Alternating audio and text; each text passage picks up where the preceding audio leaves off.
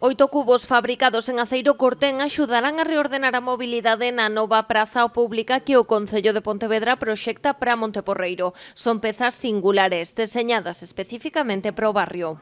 E son, ademais, pezas multifuncionais ou polifuncionais, porque sirven para ordenar o espazo público, servirán para dar iluminación de ambiente dentro da praza, pode incluir aquí calquera información que queiramos para remitir a unha páxina web ou a un punto onde podamos dar moita máis información, pero ademais, como se ve aí, sirven tamén de soporte para unha exposición permanente. As pezas están pensadas para soportar a intemperie cun mantemento mínimo. O seu creador é Rogelio Carballo, arquitecto encargado do proxecto de humanización que se está preparando para o barrio.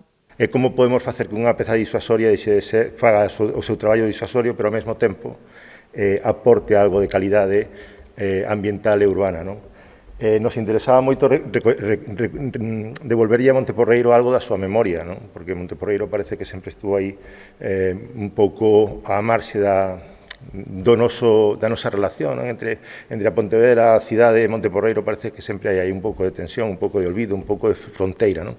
Estes volardos modulares e movibles son cubos de 60 centímetros de alto por 60 de ancho e 60 de fondo.